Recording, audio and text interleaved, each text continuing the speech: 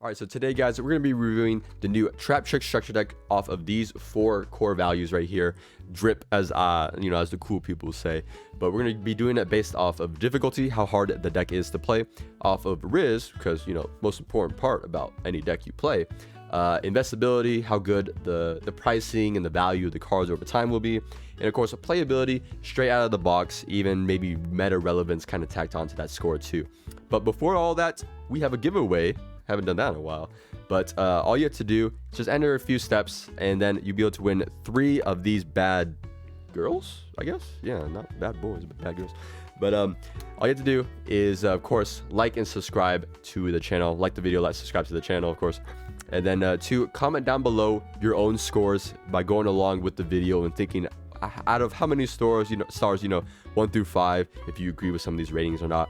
And of course the last step, go into the Discord channel, the link is down below, and go into the deck list chat and at me and send in a screenshot or whatever of your own Traptrix deck list that you're going to be using once if you win the giveaway, of course. But with all that, let's get on with the video. And to start things off, we're going to rate the deck's difficulty, because as a new player coming into the game, we got to talk about how hard the deck is to pilot, so when they pick it up, they're not surprised. And the deck actually is on kind of like the average side of things, I'd say.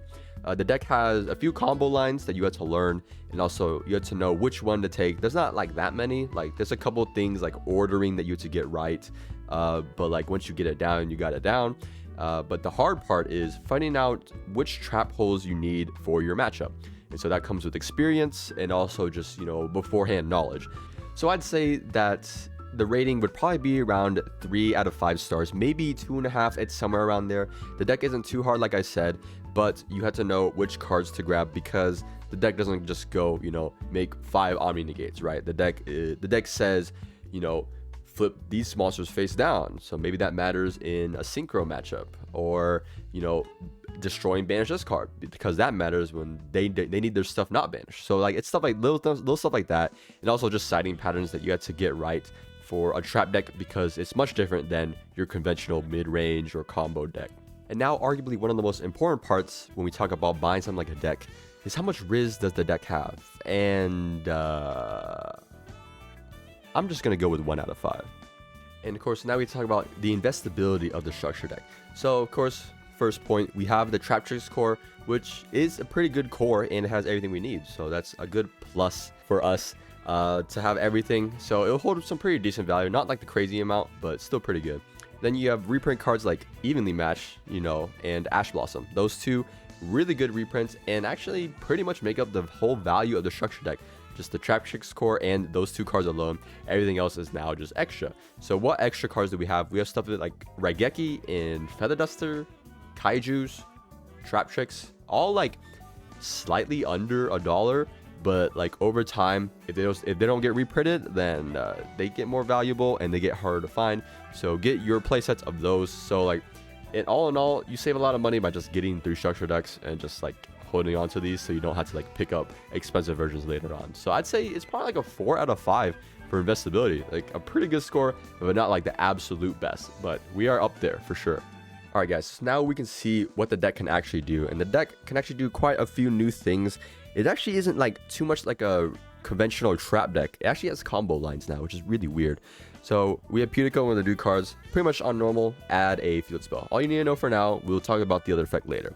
Then the field spell has 3 effects. Make sure you read through them, but the important part is you can get another normal summon, and all of the good Traptrix monsters have a normal summon effect. So we go Sarah here, probably the core monster of the deck, and then we normal Murmello, add a trap. So here, because we do not have the new trap hole, the new trap card in our hand, the Holotea, we want to add whichever trap hole we want to set, for your opponent's turn, because then after Murmello resolves, our Sarah will activate, with trigger, and then we set the Holotea. So whatever trap hole we wanted to add, we'll be able to reset it, so it doesn't matter too much here. Don't worry about that. So we're able to set this up later. So we special the Holotea and then trigger Sarah's other effects. She has 2 trigger effects. Then we're able to special summon a Traptrix from deck, because we activated a normal trap card. So we special Dianea, and Dianea is able to reset a whole normal trap. So we're going to reset the one we just used, so we never actually lost it. And then we go for another new card here, Pingula. So Pingula is able to detach one to add a Traptrix monster. Also has another effect, but we won't go into too much into that for now. I don't want to overload you guys. So we add the last new card we're going to use here, Arak. So Arak is pretty much Lord of the Heavenly Prisons, but is a Traptrix name. So pretty good, pretty good. It's an extender, protector, and I guess it's just those two actually, and Traptrix name. So really strong here. So we use Traptrix Garden's second effect to get rid of our Pingula, because here I'm gonna value going into Rafflesia more and keeping this Arak in hand. So we make Rafflesia here. So what we're looking at is actually 3 interruptions. So you can spot 2 right away. We have Rafflesia and the Floodgate Trap Hole. But we also have the Holotea engraved to banish and special summon a Traptrix from our grave. Now if you read Pudica, she has a special summon effect to target a special summon monster your opponent controls and banish it. Then also during the next standby phase, your opponent can special summon one of their banished monsters. So this banishes one of their monsters. So it's like 3 interruptions. So we have 3 interruptions and a back row protect. And then of course, Sarah is not only protected by, trap cards, is also protected by Traptrix Garden, which protects from battle once. And of course, double both the trigger effects to just get a bunch of follow-up. I mean, especially in another Traptrix monster. So we could even do like Mermello to pop a back row, or whatever like that. And then like setting a whole trap, we can literally set a whole Holotea again from the deck, or we just set another interruption like Gravedigger Trap Hole or another Floodgate Trap Hole. So I mean, just look at that.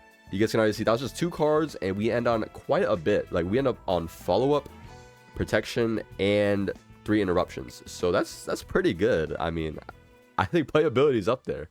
So yeah, in terms of playability, it's actually really good, because everything you need for the deck is like all there. I can't think of a single card besides like side deck cards that we need for the deck. So I'm gonna give it a 5 out of 5 stars for the playability, especially because we're talking about right out of the box, buy 3, get the whole deck. What do you need left?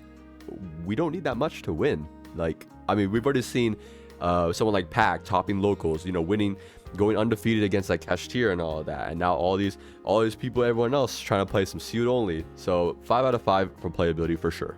So with all that being said, does the structure deck have drip?